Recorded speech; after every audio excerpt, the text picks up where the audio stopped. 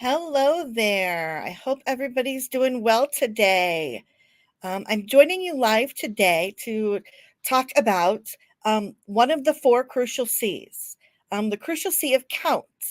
So, the ways that kids feel significant, the way that they feel they matter or they make a difference, the ways that they're important. This decreases their defiance, increases their confidence. Um, so, that's what we're going to talk about today. If you don't know me, I'm Kim Feeney. I'm a licensed independent social worker, a registered play therapist supervisor. I help children and families to lead healthier emotional lives. And if you're here live, say hello in the chat. I would love to hear from you. If you're watching the replay, let me know with hashtag replay. I love to know who I'm talking to out there. So, yes, crucial C of count. Just so you know, the other three crucial C's are connect, capable, and courage. And we'll be talking about those in the upcoming weeks. But today we're talking about the crucial C of count. Children that are low in count, they, like I said, they feel insignificant. They react by trying to hurt others because they don't feel that they count themselves. They have poor self-esteem. They give up on tasks. They try to intimidate others, like bullying, or they overcompensate by acting superior. Some kids may also feel they count conditionally. They might feel like they count if they get good grades, or they matter if they score the winning goal, or if they play really well on the field, or if they create an awesome art project. So we want kids to feel like they count just because they are, unconditionally. So ways we can make that happen. To help children feel counted and to draw them out of their withdrawn shells. Give them a reason to believe in themselves. And as we do this, it decreases defiant behaviors. Bullying at school. Children who believe they make a difference in the world and to the people around them. They feel that they count. They matter. We want to encourage and acknowledge the child's contributions. Encouragement, like encouraging effort, encouraging progress, encouraging just them being an expert on things like the latest video game that they're into, or allow them to tell you about the book that they're reading, or their favorite project at school. And I know sometimes kids will talk about things that we're really not interested in. But even if you give them 5 minutes of your time, uninterrupted, to talk about whatever is on their mind, they're going to feel important enough because you gave them that 5 minutes. Say thank you to kids. Let you know that you appreciate them. The way they set the table every night, the way that they pick up their toys, when they do things first without asking.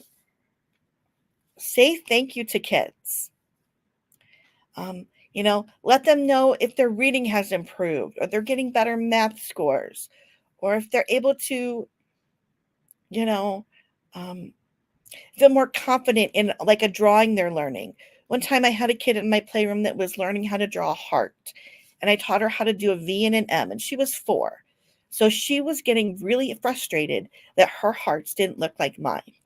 And the next week she came back and she had this big smile on her face.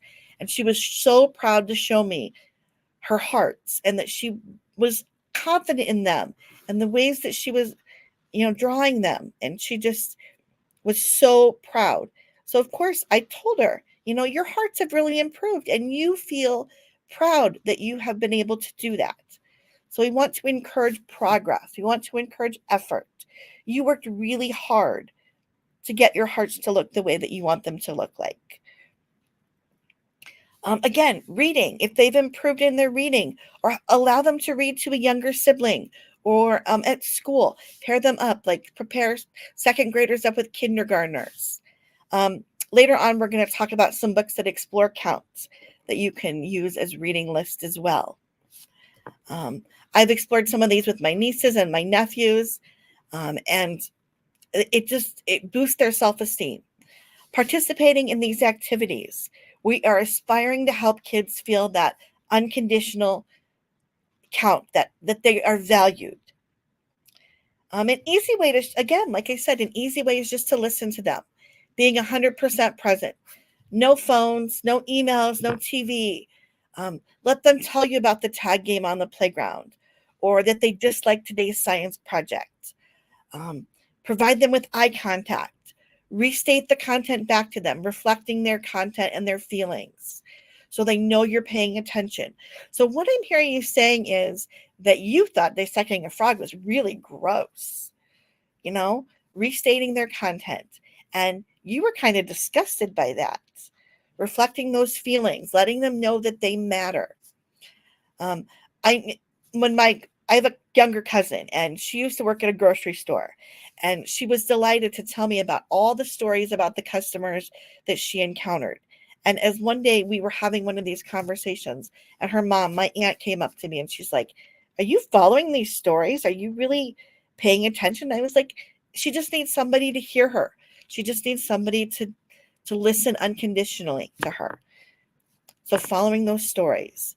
Um, Another simple way to let kids know they count is to ask them for their opinions. Do you want hamburgers or spaghetti for dinner? Um, do you want to get dad a new tie or a book for his birthday? Give them a couple choices that you're okay with either one that they pick. Um, and offer them to get their opinion.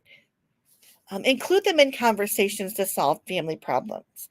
Have weekly or biweekly or monthly family meetings where you talk about things and get everybody's opinion. Respect their ideas for potential solutions.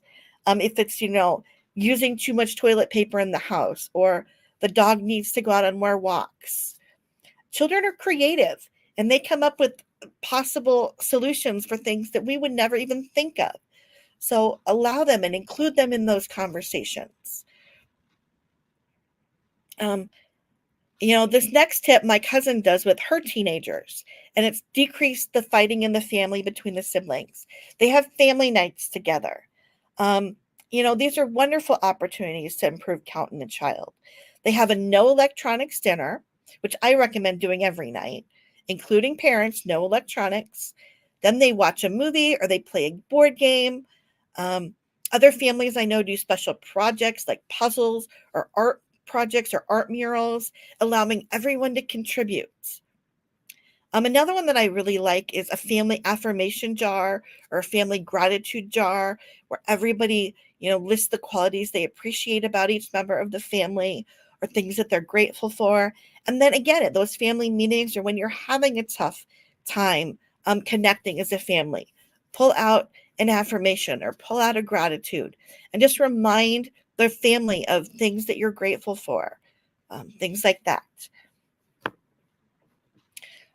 So there's lots of ways to let people know that they count. Another one that I really like is allowing children to contribute to the family by giving them age appropriate chores and responsibilities. And then again, show your gratitude when they complete each tasks. Um, my niece says they loved to help my dad in the garden, and then they would cook a meal together. They loved coming in with their harvest of peppers and tomatoes and cucumbers, things like that with their fresh crop. And then they would deliver like the extra to the neighbors. They were so proud of this accomplishment. Um, in age appropriate chores can be anything from picking up toys, again, setting the table, helping to cook, doing dishes, sorting laundry. Um, even little ones can put socks together, things like that. So allowing them to help out with things. And then simple things, just giving your kid a hug, telling them you love them, being excited and light up when they come into a room. Um, Counting can also go beyond the walls of your home into making a difference in the community. You can go on litter walks as a family, picking up trash in the neighborhood or at a local park. You can volunteer together at a soup kitchen, a clothing drive, the Humane Society. I have very cherished memories of volunteering as a kid with my grandparents at our local community meal sites.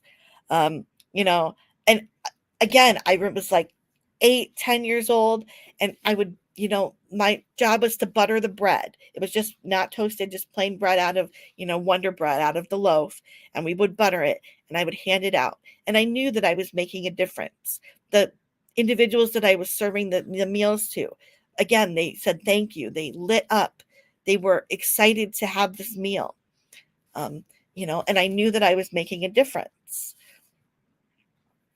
If we feel that life has meaning, knowing that people care around us, that we can contribute to the world and the people that are important in our lives, because we all have a need to count. But this is especially important in children. Children who count will grow up and they will count in the fields of education, medicine, science, um, the lives of others. They will continue to count and pay that forward for generations to come.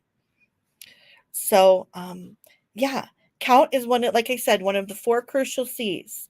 So count, capable, courage, connect. We all need those 4 to thrive in our lives. And as I mentioned, some books that explore count.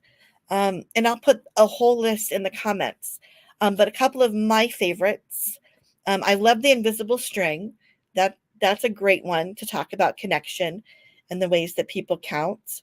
Another good one, A Crayon Story, is a really good one about a crayon that is very unique.